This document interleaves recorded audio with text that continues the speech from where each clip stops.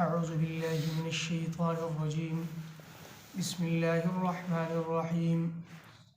ولا تصل على أحد منهم مات أبدا ولا تقم على قبره إنهم كفروا بالله ورسوله وماتوا وهم فاسقون.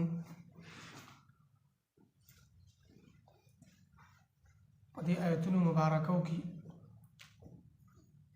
چونکه مذمت د منافقینو بیانېږي، نو د منافقینو د مذمت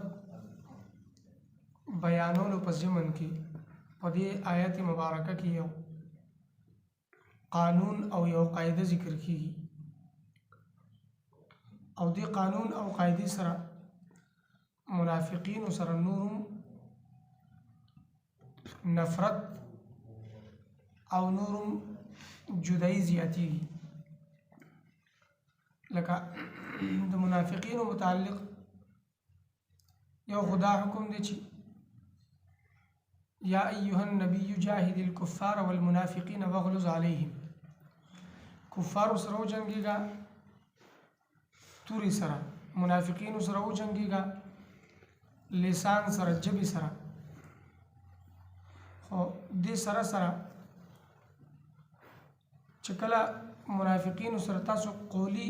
مخالفت کوئ، وینا کې تاسو د هغو مخالف یئ،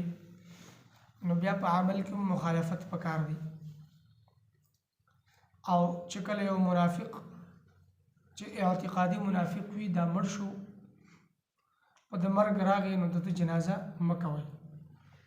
چونکه د منافقینو دوه قسمونه دي، یو اعتقادي منافق دی او یو اعتقادي منافق نه دی، عملی منافق دی. اعتقادي منافق هغه منافق دی چې هغه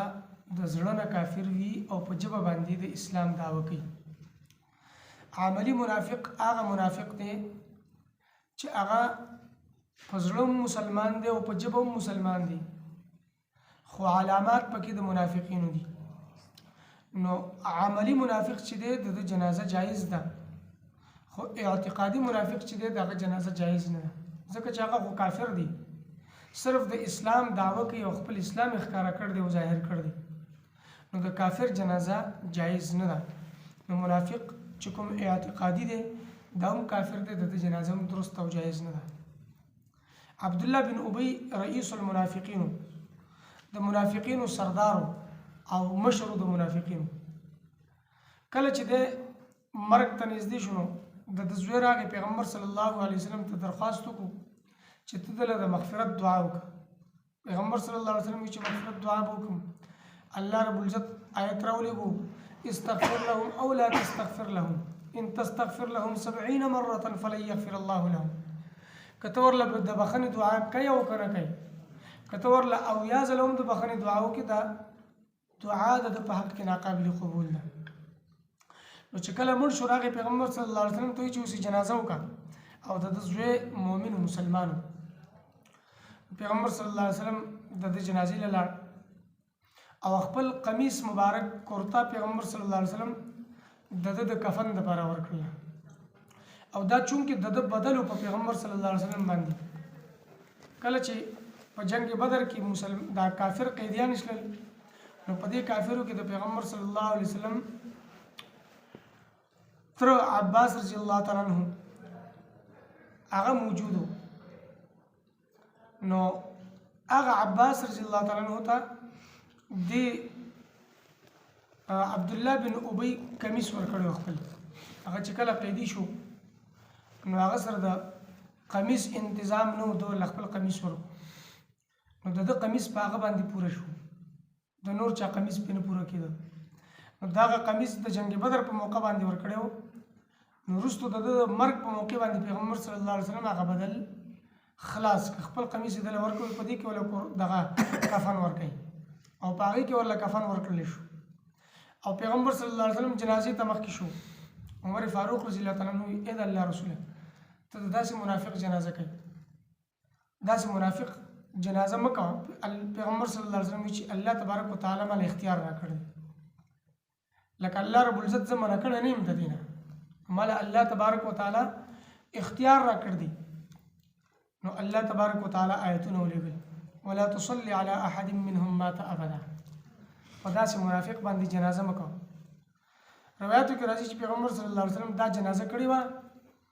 او د دین وروسته پیغمبر صلی الله علیه وسلم بیا د یو منافق جنازه نه کړې ولا تقم على قبره او ته د په قبر باندې مودرېږه د پیغمبر صلی الله علیه وسلم معمول او طریقه دا و چې کله به یو مړی خښ کړی شو په قبر کې نو د هغه په قبر باندې به پیغمبر صلی الله علیه وسلم صحابه دا به ودرېدل د هغه دپاره دعا به کوله او د هغه دپاره به استغفار وي نو دعا او استغفار په قبر باندې دا ثابت دي او پیغمبر صلی الله علیه وسلم په قبر به ودرېدو نو الله رب العزت منع چې یو خو د منافق جنازې کې مشاملېږه دویم د منافق په قبر باندې مه ودرېږه د ده دپاره دعا او استغفار مه کوه دې نه دا مسله ثابت شلله چې په قبر باندې ودرېدل او د مړي دپاره چې کوم په قبر کې کېښودو استغفار کول دا درست او جایز دي او یو روایت کې راځي چې کله قبر کې مړی خښ کړلی شي په ده باندې خاوره واچولی شي نو پیغمبر صلی الله علیه وسلم او صحابه دا به دومره وخت په هغه قبر باندې ایسارېدلل چې څومره وخت کې یو اوښ ذبح شي او هغې نه سرمن ووښکلی شي او د هغې غوښې تقسیم شي نو دې باندې سړی دا د سړی په هغه خپل قربانۍ باندې قیاس کړي قربانۍ باندې څومره وخت لګي چې سړی څاورې ذبح کوي او هغې نه سرمن وباسي او غوښې تقسیموي نو دومره وخت په قبر باندې ودرېدلل ایسارېدلل او د مړي دپاره استغفار کول دا درست او جایز دي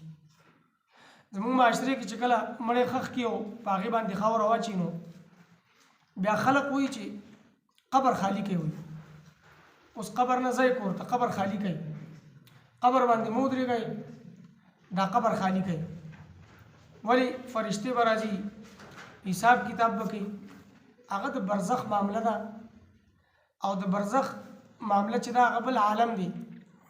اوس مړي سره څه کېږي هغه ته اجر ملاویږي هغه ته نعمتونه ملاویږي نو بیا انسان ته پته نه لګي که هغه له سزاګانې ورکولی کېږي نو بیا هم ژوندي ته پته نه لګي او یو روایت کې راځي ومه چې که چېرته تاسو ته دا پته ولګي چې د مړي ته په قبر کې څه سزا ورکولی کېږي چې کوم مجرم وي د هغه سزا د هغه د سزا هغه اواز تاسو ته واورولی شي نو تاسو به خپل مړي خښول پرېږدئ بیا به مړي خپل نه خښوئ نو هغه د برزخ معامله ده هغه د دنیا والي ته خو پته نه لګي نو دا خبره غلطه ده او دا نظریه غلطه ده چې قبر اوس خالی کوي یا د سره حساب کتاب کېږي او یا فرشتې راځي او قبر باندې مه ودرېږئ دا درست نه ده بلکې احادیثونه چې څو پورې ثابت ده هغه دا ده چې کله خاوره واچولی هم شي قبر برابر هم شي نو بیا هم دومره مقدار ایسارېدلل چې یو اوښ په هغې کې ذبح شي او هغې نه سرمنه وښکلی شي او د هغې غوښې تقسیم شي نو دومره په هغه قبر باندې ایسارېدلی شي د هغه دپاره دعا کول د هغه دپاره استغفار کول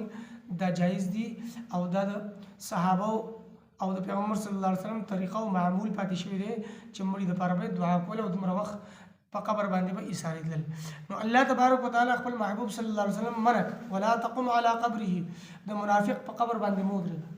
د ده دپاره دعا مه کوه د ده دپاره استغفار مه کوه ولې وجه یې څه ده انهم کفروا بالله ورسوله وماتوا وهم فاسقون یقینا دوی کفر کړ دی په الله او د الله په رسول انکار یې کړ دی د الله نه او د الله د رسول نه اگر چې بظاهر په ژبه باندې د اسلام دعوه کوي خو د زړه نه دا کافر دي او دا موږ وایو که نه چې اقرار باللسان وتصدیق بالقلب ایمان په ژبه باندې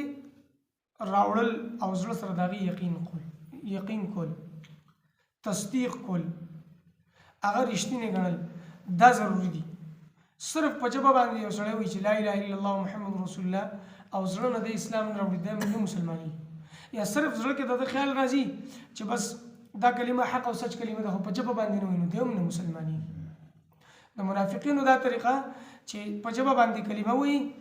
او زړه مسلمانان نه دي نو دا کافر دي په الله او د الله په رسول وماتوا وهم فاسقون او دا مړه دي په داسې حال کې چې نافرمانه دي د اسلام د حدودو نه وتلي دي د کفر په حالت کې مړه دي نو په دې باندې جنازه کول او د دې په قبر باندې ودرېدل دا جایز نه دي ولا تصلي على احد منهم مات او تم کومز د جنازې په هیڅ چا باندې منهم د دوی نه مات ابدا چې مړ شي څوک د دوی نه څوک مړ شو دي منافقین نه